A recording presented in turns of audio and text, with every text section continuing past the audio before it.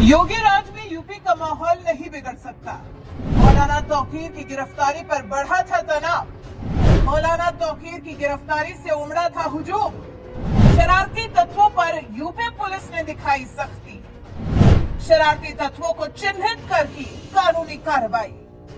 Bulldozer तुम हमारे घर पे चला दोगे, हम अंधे और बहरे बने बैठे रहेंगे। हमें कानूनी अधिकार है, अगर हमारे ऊपर कोई हमलावर होता है तो हम उसको जान से मार दें। चाइना से पहले कैलाश मानसरोवर को आजाद कराइए, मैं ज्ञानव्यापी से दस्तबरदार होने को तैयार हूं।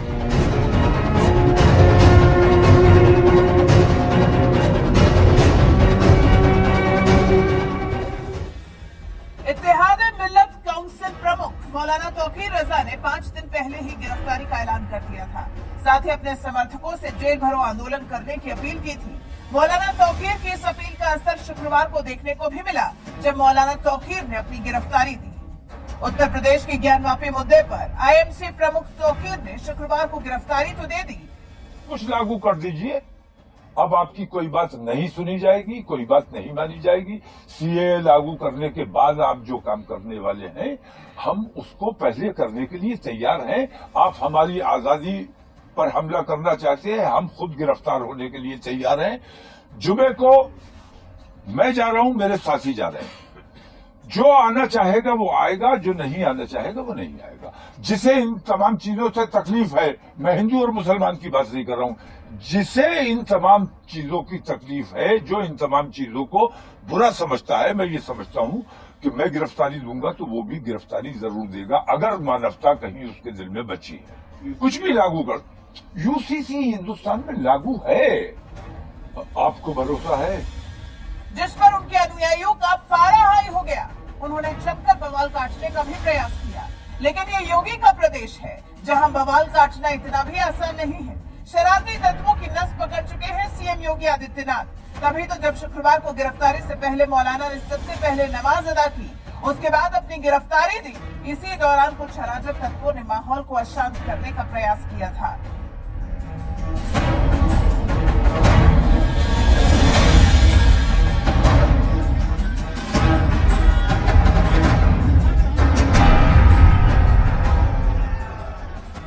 लेकिन पुलिस ने समय रहते स्थिति को नियंत्रण में ले लिया था।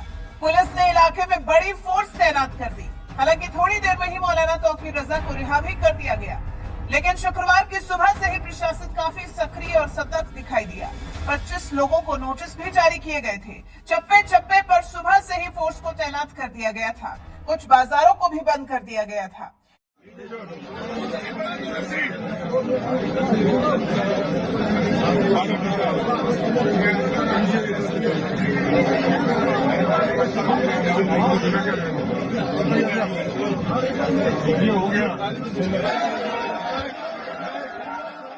इतनी तैयारी के बाद भी मौलाना तौकीर के समर्थक एकत्रित हुए थे।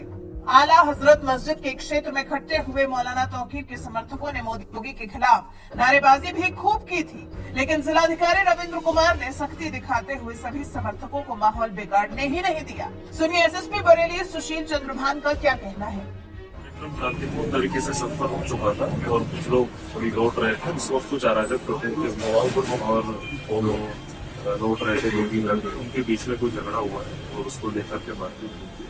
उसमें पुलिस ने तत्काल मौके पर पहुंचकर स्थिति को संभाला है।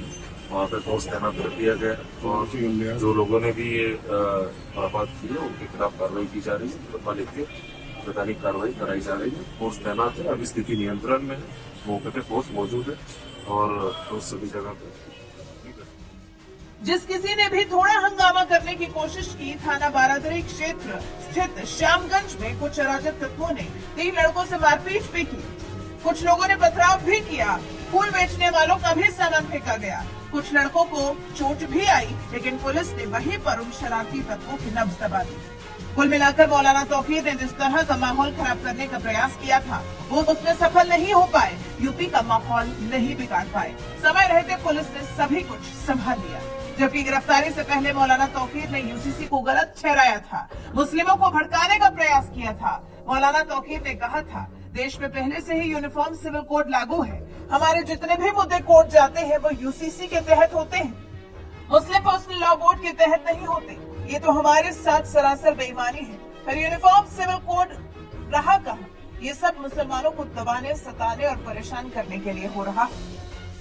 यूनिफॉर्म सिविल कोड लागू है, भारतीय जनता पार्टी के दौर से नहीं, इससे पहले से।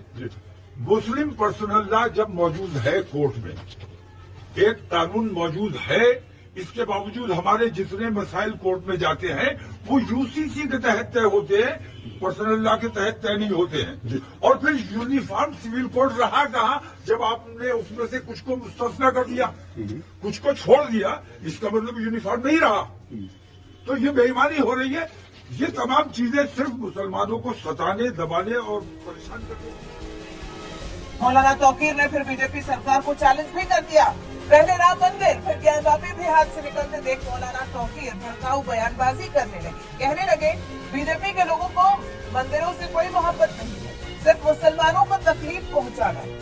अगर वाकई ये लोग मंदिरों से मोहब्बत करते हैं तो हम ज्ञानवापी छोड़ने को तैयार हैं। चलो पहले कैलाश मानसरोवर को आजाद कराते हैं। मैं ये कहता हूँ, इन तमाम लोगों को मंदिरों से कोई मोहब्बत नहीं है, मंदिरों से मोहब्बत नहीं, असल में मुसलमानों को तकलीफ पहुंचाना है। अगर वाकई तुम मंदिरों से मोहब्बत करते हो, ज्ञानवापी मैं छोड़ने को तैयार हूं, दस्तबरदार होने को तैयार हूं। चलो पहले चाइना तुम्हारे कहा कितना कब्जा कर लिया है, कैलाश मानसरोवर चाइना के बाप की जागीर नहीं, ये हिंदुस्तान का है। और हमारे दौर हुकूमत में हमने हिंदुओं को वो सौंपा था कैलाश मानसरोवर। आप विश्व शक्ति बने हुए कैलाश मानसरोवर, अगर वाकई तुम हिंदुत्व की बात करते हो और मंदिरों की बात करते हो तो मुसलमान कमजोर है, उस पर बुलडोजर चला के उसकी मस्जिदें तोड़ दोगे। अगर तुम ईमानदार हो अपने मंदिर के लिए, अपने हिंदुत्व के लिए, मैं तुम्हारे साथ चलने को तैयार हूं। चाइना से पहले कैलाश मानसरोवर को आजाद कराइए, मैं ज्ञानवापी से दस्तबरदार होने को तैयार हूं। फिर मौलाना तौकीर ने उत्तराखंड सीएम पुष्कर सिंह धामी को भी पागल करार दिया और अपनी गिरफ्तारी क्यों दी इस पर भी अपना पक्ष रखा। साथ ही मुस्लिम भाइयों को भड़काने का भी प्रयास किया।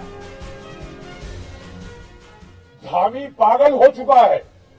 उसने ये देखा कि नरेंद्र मोदी ने जब वो मुख्यमंत्री हुआ करता था तब उसने गोधरा कांड कराया, फसाद कराया, मुसलमानों का कत्लेआम कराया, प्रधानमंत्री बन गया।